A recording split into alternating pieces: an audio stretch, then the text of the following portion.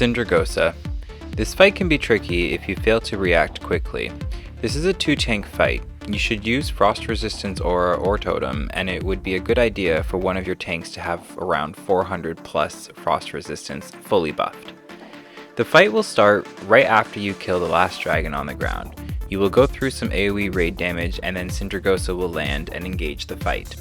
Throughout the whole fight, Sindragosa will use an ability called Frost Aura, which will cause AoE frost damage.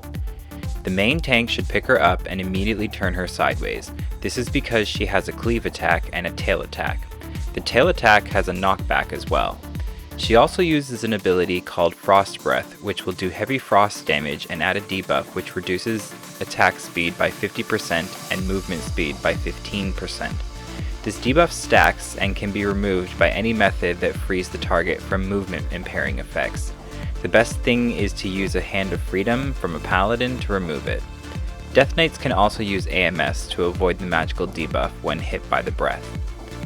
Sindragosa will pull everyone to the center of her body and then start casting an ability called Blistering Cold. This hits everyone within 25 yards and deals heavy frost damage, usually killing you. You need to run away from her far enough away to avoid the damage and then resume the fight. Also, if ranged targets are standing too far away when she pulls you in, you will have spent too long in the air and not have enough time to run 25 yards away. There are 2 important debuffs to mention as well. The first one is called Permeating Chill, which has a chance to trigger on any melee attack made against the boss. This debuff will do 1000 frost damage every 2 seconds until it wears off and can stack. So if your stacks are getting high, you will need to stop melee attacking till they wear off. Don't go past 5 or 6 until you're more familiar with it. The second important debuff is called Unchained Magic.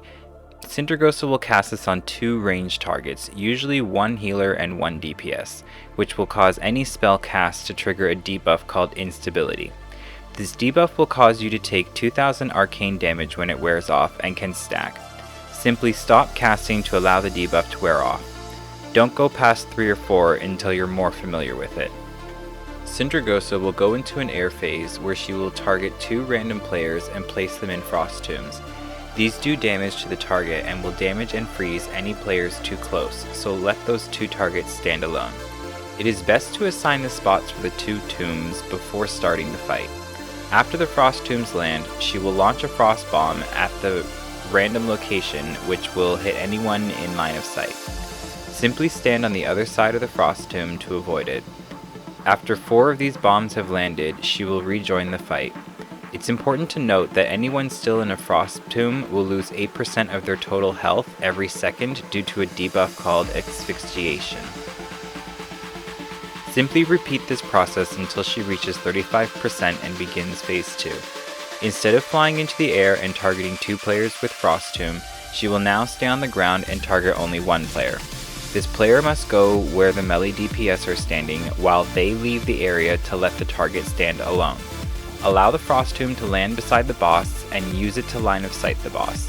This is because she uses a new ability called Mystic Buffet, which will increase magic damage taken by 20% and can stack.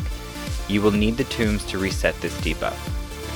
She will continue to use Blistering Cold too, so you will need to leave a Frost Tomb up in order to avoid it, or simply run away like earlier. Because of the new debuff, you should reduce how many stacks of Permeating Cold and Instability you go up to because they both deal magic damage. Also, your tanks will need to start switching so that they are able to reset their stacks of Mystic Buffet.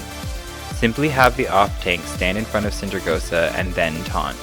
When you are leaving the front of Sindragosa, don't run to the melee. You risk getting hit by a Frost Tomb. Instead, run sideways so you are facing behind the melee, then run behind them. Once your stacks are gone, switch with the other tank. Your tanks shouldn't go beyond 6 or 7 stacks of Mystic Buffet unless they have frost resistance gear on. The best time to use Bloodlust is at the beginning of phase 2 at 35% so you can rush through the end. Keep an eye on your debuffs, avoid hitting each other with Frost Tombs, and avoid that Blistering Cold, and the loot will be yours.